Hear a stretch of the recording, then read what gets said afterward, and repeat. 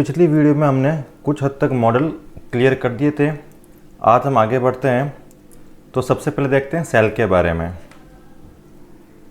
दोस्तों, सेल का जो यूज़ होता है वो फर्स्ट पर्सन आई और वी के साथ फ्यूचर टेंस में होता है, और सेकंड पर्सन और थर्ड पर्सन जैसे कि you, he, she, it, they, singular noun और प्लूरल नाउन के साथ जब बात आती है कमांड की, प्रॉमिस की, डिटर्मिनेशन की, कंपल्सन की या धमकी की बात आती है, तब इनके साथ जो है सेल का प्रयोग होता है। अब कैसे होता है ये हम आगे देखते हैं।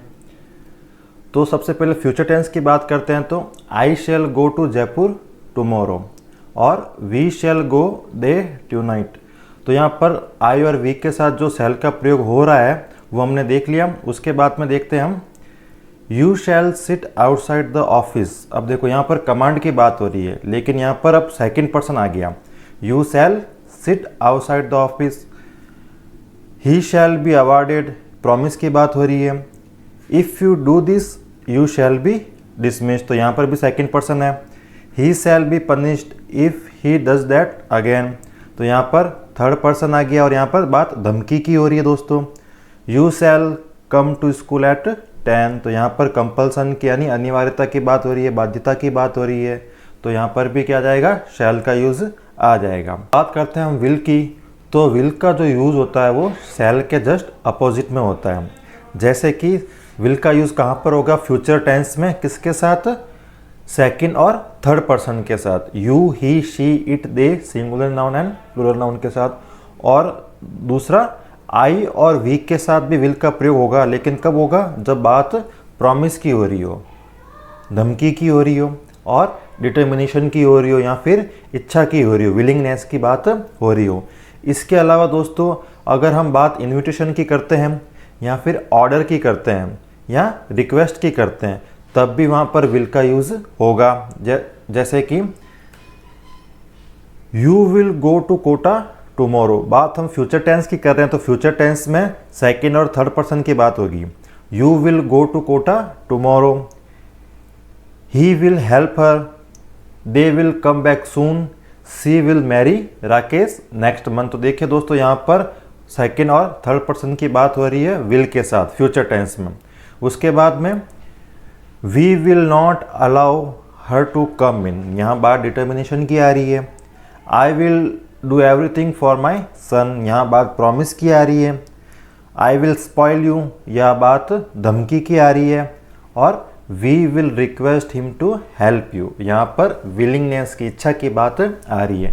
तो दोस्तों आई और वी के साथ में विल का यूज़ कब होगा, डिटर्मिनेशन के तौर पर, प्रॉमिस के तौर पर, धमकी के तौर पर, इच्छा के तौर पर। उसके बाद में will you come to dinner, तो बात यहाँ पर इनविटेशन की आ रही है। विल यू हेल्प मी, तो बात यहाँ पर रिक्वेस्ट की आ रही है। You will do it anyway, तो बात यहाँ पर ऑर्डर की आ रही है। तो दोस्तों यहाँ पर इनविटेशन, रिक्वेस्ट और ऑर्डर इनकी बात आए तब भी यहाँ पर विल का यूज़ होगा। तीसरा हम देखते हैं वुड के बारे में। विल के पास्ट टेंस में इनडायरेक्ट स्पीच में होता है। तो देखिए दोस्तों वुड का जो यूज़ होता है वो विल के पास्ट टेंस में इनडायरेक्ट स्पीच के तौर पर होता है। कैसे होता है, he said he will go there. तो ये सेंटेंस डायरेक्ट स्पीच में है। अब इसका पास्ट टेंस के रूप में हम वुड का यूज़ करेंगे। He said that he would go there. Clear दोस्तों, ईजी है। उसके बाद में वुड क्या क्या एक्सप्रेस करता है, तो वुड एक्सप्रेस करता है पास्ट हैबिट को, पोलाइट रिक्वेस्ट को, प्रोबेबिलिटी को और अनरियल कंडीशन, मतलब कि कोरी कल्पना को। ठीक, चाहे वो प्रेजेंट में हो चाहे वह पास्ट में हो। कैसे, he would go for walk every morning, तो ये पास्ट हैबिट है। She would sit for hour in her garden, तो ये भी पास्ट हैबिट है, पुरानी आदत है, हर रोज़ होती है, डेली होती है। Would you like to have a cup of coffee, तो ये पोलाइट रिक्वेस्ट है।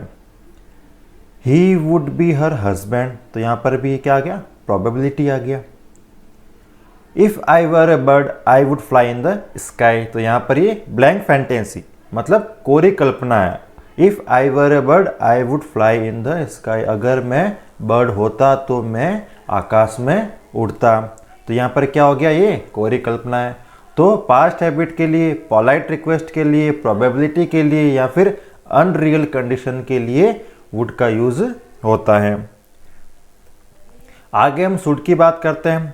तो शुड का यूज शैल के पास्ट टेंस में, विल के पास्ट टेंस में वुड का हो गया और शैल के पास्ट टेंस में किसका हो जाएगा, शुड का। कैसे, I said I shall not do this work, तो यहाँ पर इसका इनडायरेक्ट स्पीच में क्या बन जाएगा, I said that I should not do that work. Clear दोस्तों। अब देखिए शुड क्या क्या एक्सप्रेस करता है। तो शुड एक्सप्रेस करता है मॉरल ऑब्लिगेशन यानी नैतिक दायित्व को, एडवाइस को एक्सप्रेस करता है, कल्पना को एक्सप्रेस करता है, संभावना पॉसिबिलिटी को एक्सप्रेस करता है। कैसे, we should not tell a lie, तो यहाँ पर ये मॉरल ऑब्लिगेशन हो गया, नैतिक दायित्व हो गया कि हमें कभी झूठ नहीं बोलना चाहिए। People should obey the laws of the country, ये भी नैतिक दायित्व में आ गया। Children should obey their parents, तो ये भी नैतिक दायित्व में आ गया। He should consult a doctor at once, तो यहाँ पर ये एडवाइस में, सलाह में आ गया। If it should rain they will not come, तो यहाँ पर ये क्या आ गया, कल्पना में आ गया। If it should rain they will not come. I think he should come tomorrow, तो यहाँ पर ये पॉसिबिलिटी है, या आ भी सकते हैं और नहीं भी आ सकते हैं, तो ये पॉसिबिलिटी बता रहा है। तो यहाँ पर किसका प्रयोग हो जाएगा, शुड का। क्लियर दोस्तों, आगे बढ़े। ऑट टू, तो ऑट टू का यूज कहाँ होगा, ऑट टू एक्सप्रेस करता है मॉरल ऑब्लिगेशन को या फिर ड्यूटी को, स्ट्रॉन्ग प्रोबेबिलिटी को, प्रबल संभावना और एडवाइस को।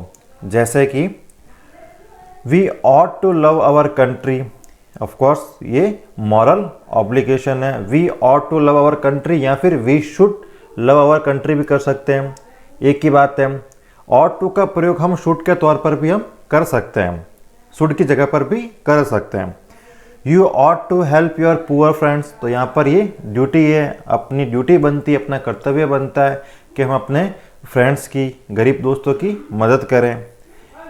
ही ought to win the race, strong probability आ गई यहाँ पर, he ought to win the race, तो यहाँ पर प्रबल संभावना आ गई है। Students ought to get up early in the morning, तो यहाँ पर भी एडवाइस है, students ought to get up early in the morning, तो यहाँ पर सलाह की बात हो रही है।